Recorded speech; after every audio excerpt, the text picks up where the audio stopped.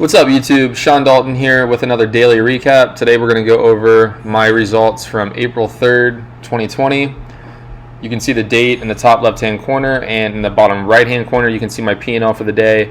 Made about $600 today, so nothing crazy. But I'd rather have a small green day than a red day, so I'm going to take my wins and be happy. This is my position statement from Thinkorswim, TD Ameritrade's trading platform. You can see, just looking at the position statement, something that's probably going to stand off to you is a lot of small dollar amounts. So sticking with my April trend, I've been trading smaller size. As I said in a past video, in March, I was up $85,000 in March, and I drew down about 9,000, eight or nine, I think it's 8,000 actually. So my P&L for March, I made $77,000 in March. But having that $9,000 drawdown in a week and a half, really kind of upset me. So I took a step back, reassessed my strategy, and determined that one thing I was going to do to mitigate these losses was, at least for the near future, trade smaller size. So generally I trade 2,000 to 4,000 share sizes. And so going forward, at least for the month of April, I was going to trail that back and trade 500 shares, 750, 1,000, maybe 1,500 here or there, but for the most part I was going to keep it between 500 and 1,000 shares. So that's what you're seeing here. Obviously, maybe I could have traded my normal size, and instead of making $600, I make 2,000. But you can't always do that. And even so, I'm going to be happy making the $600 today. So as I've said before, I don't hide anything here. Up front, honest, no bullcrap. Overall P&L year to date, $82,000. I started this account March 3rd. So since March 3rd, today's April 3rd. So 31 days, I've made $82,000.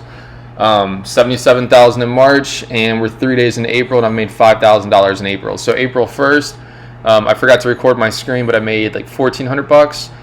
April 2nd, I posted that video, $2,800. And then today, $600. So pretty good start to April. Happy about where I'm at. Goal for April is going to be $20,000. So I know it's small in comparison to March, but I don't want to make anything too unrealistic. It would be very difficult for me to sit here and say that I can make $80,000 a month trading. It's not that easy. Trust me, it's really not. I just had a really good week there. I think 1 week in March I made $55,000. So had a really good week, but I'm not going to create any unlofty goals or expectations. As I've said before, I do work a full-time job. So this day trading income is like secondary income to me. So I don't need this money. It's all just icing on the cake. So I'm not going to really force things and try to make a lot of unlofty goals. So the goal for April is 20,000. My yearly goal, I'd like to make 250 this year day trading. So we'll see what happens. I'll keep updating you guys on the status. I'll keep posting, and I'll even I'm going to start throwing in some losing days in here too, so you guys can learn with me. So with that being said, I'm going to jump into 3 tickers. I'm going to show you CIM, AGNC, and I'm going to show you HTZ. So that's one of my losing tickers, and I'm showing you HTZ for a reason, which we'll get into later. But Thinkorswim really screwed me on that one. So without further ado, let's get into these tickers. Alright guys, so in just a second, CIM is going to pop up, and I will briefly discuss what I saw. I'm going to go to an example. I traded this multiple times. Like I said, a lot of small share size though. So my approach to today was, for the most part, I was scalping. So as I've said before, I don't trade the first 20 to 30 minutes of the market because it's so volatile, and Thinkorswim really struggles to fill things early in the morning. So to me, it's too risky. Because in Thinkorswim, I'll short 2,000 shares and nothing will happen. I can't cancel the order. Then 10 minutes later, it tells me it was filled and I'm down $700. So I've just decided not to trade the first 30 minutes. And I'm happy with what I had made. So I took Monday off trading, guys. I took Monday off. I didn't trade at all. Needed a mental break. Tuesday through Thursday, I made $4,500. So I was pretty happy with where I was at. So entering today, my plan was to scalp. So here I'm showing you, this is the 1 day, 1 minute candle, and I'm showing you what I saw and why I decided to scalp here. So on CIM, you can see at 4 different points, and these are 1 minute candles, so at 4 different increments during this like 1.5 2 hour time span, CIM popped up to 685, 686, and every time it did, the next 5 minutes it dropped. It happened 3 times in the morning. The 4th time I finally jumped on it. But you can see it happened. This happened consistently throughout the day until end of the day when shorts started covering. But you can see popped up to 685. I had an alert set. My alert went off and took small share size because that's what we're doing in April. So I shorted 500 shares at 685 and I trailed it down. So one of the key indicators for me knowing to short right here is once it popped up to 685, 686, I saw a huge number pop up on the ask, and I knew the bid wasn't going to be able to push through it based on prior price action. So when I saw that, I knew I could jump in. I'll jump in front of the ask. I'll short the stock. I'll trail it down, which is what I did. It popped up, stopped me out. So pretty simple. Nothing too crazy there. Next one we're going to look at is AGNC. So again, this one I traded quite a few times with a lot of small share size. So on this stock, let's zoom in here so you can see exactly what I did.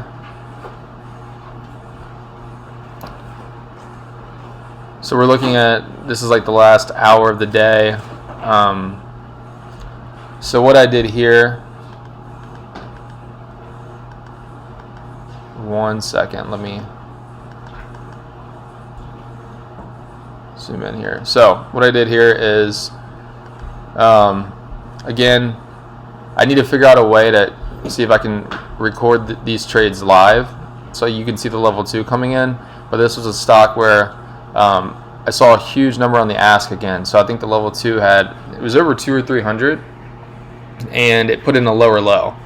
So you can see the high at, I want to say that's like 11 a.m. and subsequently after that around 12 it put in a lower high.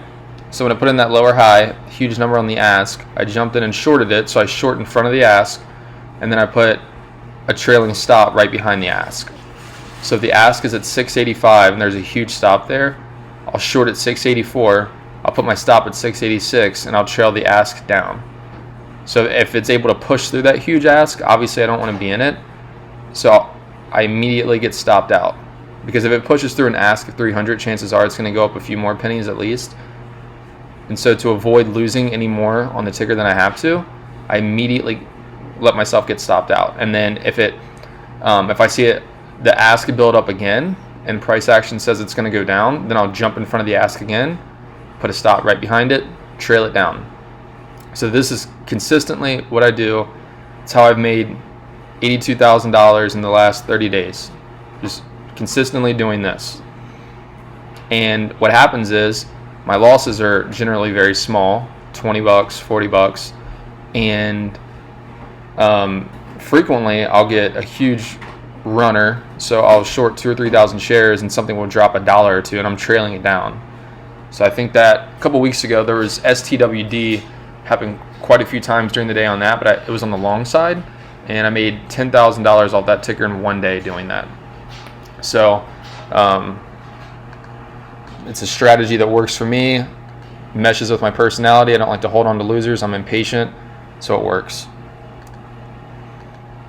So this next ticker I'm showing you guys, so I'm showing you this one intentionally. Well, you can see I shorted 1,500 at 494. So this is what happened on with Thinkorswim, and I don't know if it's because I'm on Wi-Fi or because I'm not hooked up directly, but I actually tried to short this 6 candles prior to that at 520. It didn't fill until 494 on this huge spinning candle with the bottoming tail and topping tail. So it filled at 494, 7 minutes after I entered my order, and I immediately was down 5 cents right off the bat with 1,500 shares. Instantaneously, I was down 75 bucks. So I immediately closed out the order. So this is one of the issues with Thinkorswim. It's amazing because you get free commissions, because obviously I would pay a lot in commissions daily if that weren't the case.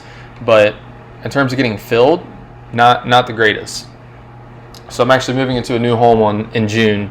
So that's going to be one of the things I do, is I'm going to be directly plugged into the router going forward to see if maybe that helps eliminate issues like this, because that was my biggest loss of the day. It was 75 bucks on one trade, and for the most part, I wouldn't say it was my fault. I tried to short this at 520 because we'd have moving average crossover 6 minutes prior. It was selling off.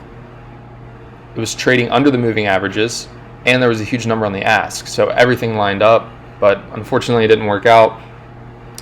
So those are my trades, guys. Again, up 600 for the day, up 5,000 through March, and I am up 82,000 since March 3rd. So thanks for watching. If you liked the video, give it a thumbs up and subscribe. Thanks.